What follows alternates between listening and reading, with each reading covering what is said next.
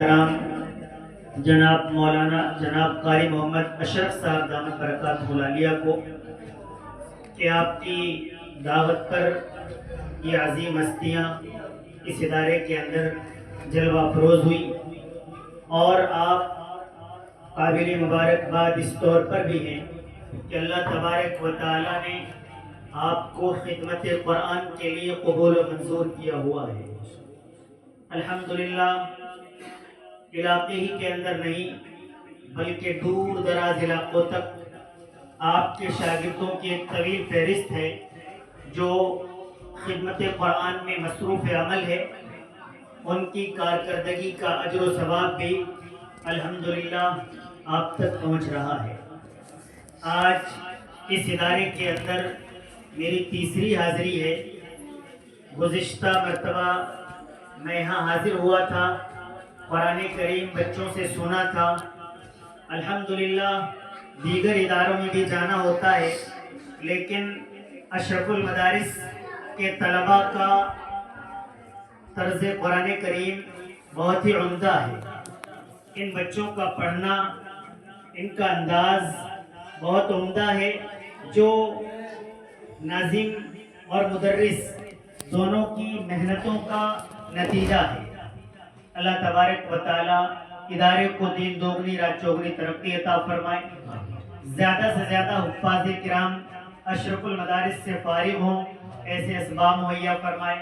جو زمین کی خریداری ہے اللہ تعالیٰ اس میں آسانیاں پیدا فرمائے۔ اصل میں اللہ تبارک و تعالیٰ نے قرآن کریم کے اندر ارشاد فرمایا کہ کیا پڑھے لکھے لوگ اور ان پڑھ لوگ برابر ہو سکتے ہیں؟ اس کا جواب سارا عالم جانتا ہے۔ جو تھوڑا سا ذہن و دماغ رکھتا ہو وہ اس بات کو بخوبی سمجھتا ہے کہ واقعی پڑھا لکھا شخص اور ان پڑھ شخص دونوں برابر نہیں ہو سکتے ہیں۔ اللہ کے نبی صلی اللہ علیہ وسلم نے حدیث مبارکہ کے ذریعے آنے والی پوری امت کو یہ پیغام دیا، طلب العلم فریضۃ علی کل مسلم و مسلمہ، کہ علم کا حاصل کرنا ہر بالغ مرد عورت پر فرض ہے۔ اللہ کے نبی صلی اللہ علیہ وسلم نے مزید ارشاد فرمایا، خیرکم من تعلم القرآن وعلمہ، کہ تم میں بہترین لوگ وہی ہیں جو قرآن کریم کو سیکھتے اور سکھاتے ہیں۔ وہی ہے خیر امت جو اسے پڑھتے پڑھاتے ہیں، وہی ہے خیر امت جو اسے پڑھتے پڑھاتے ہیں، تلاوت ہی پہ قرآن کی ہزاروں اجر پاتے ہیں۔ اللہ تبارک و تعالیٰ نے قرآن کریم جیسی عظیم کتاب اس امت کو عطا فرمائی ہے۔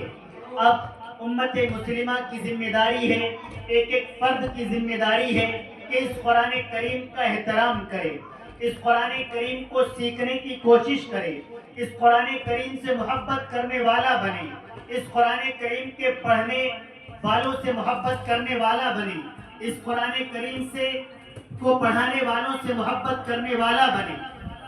جن اداروں کے اندر قرآن کریم کی تعلیم و تعلم کا کام ہوتا ہے ان اداروں سے محبت کرنے والا بنے۔ خدا کی قسم اگر ہم حافظ قرآن نہیں بن سکے، اپنے بچوں کو حافظ قرآن نہیں بنا سکے، تو ہمیں چاہیے کہ اللہ تبارک و تعالیٰ نے اگر ہمیں وسعت دی ہے تو ہم اشرف المدارس چلے جائیں، محتمم صاحب سے ملاقات کریں اور ایک بچے کو اس طور پر گود لے لیں کہ میں انشاءاللہ تعالیٰ جب تک یہ بچہ حافظ قرآن بنے گا تب تک کہ اس کے مکمل اخراجات کی ذمہ داری لیتا ہوں، اور جو بھی مدرسے کے متعلق اخراجات ہوں، اس کے ذاتی اخراجات ہوں، وہ میں اٹھاؤں گا۔ تو مجھے اللہ تبارک و تعالیٰ سے امید کامل ہے انشاءاللہ تعالیٰ اللہ تبارک و تعالیٰ ایسے شخص کو بھی، حفاظ کرام کے والدین کو جو اللہ تبارک و تعالیٰ انعامات سے نوازے گا، اللہ تبارک و تعالیٰ اس چیز پر قادر ہے کہ ایسے شخص کو بھی انہی انعامات سے نواز دیا جائے۔ اللہ تبارک و تعالیٰ نے قرآن کریم کی برکتیں ہم سب کو عنایت فرمائی ہیں۔ لیکن کمی یہاں آ جاتی ہے کہ ہم قرآن کریم کی تلاوت سے دور ہو چکے ہیں، کیونکہ ہمارے گھروں میں حافظ موجود نہیں ہے، کیونکہ ہمارے گھروں میں ناظرہ خواں موجود نہیں ہے۔ ایک بڑی تعداد امت مسلمہ کی خصوصی طور پر اس دور کے اندر ایسی موجود ہے جو ناظرہ بھی قرآن کریم پڑھنا نہیں جانتی ہے۔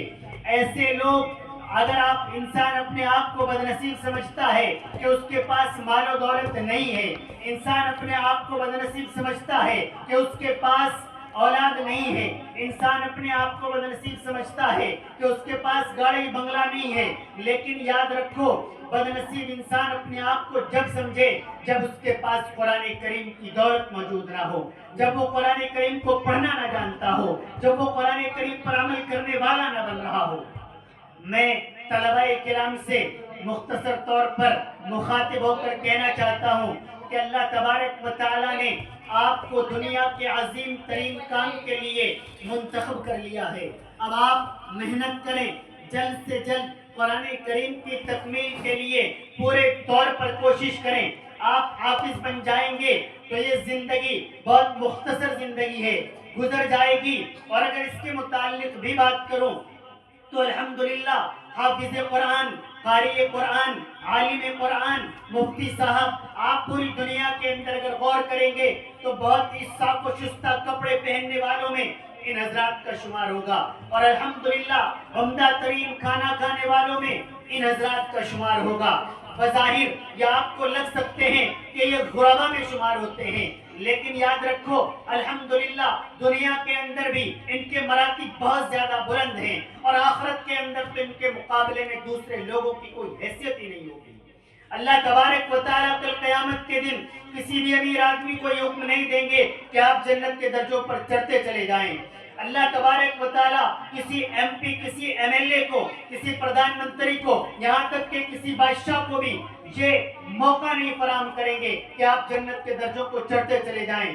لیکن یاد رکھو اللہ تبارک و تعالیٰ آپ کو، اشرف المدارس کے طلباء کو، حفاظ کرام کو یہ موقع فراہم کریں گے۔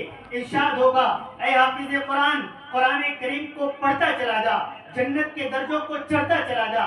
جہاں تیرا قرآن مکمل ہو جائے گا وہیں تیرا رتبہ، وہیں تیرا مقام بنا دیا جائے گا۔ آپ دنیا کے اندر عظیم ہو، آخرت کے اندر بھی انشاءاللہ تعالی عظیم افراد کے اندر آپ کا شمار ہوگا۔ اللہ تبارک و تعالی ہم سب کو عمل کرنے کی توفیق عطا فرمائے۔ وآخر دعوانا الحمدللہ رب العالمین۔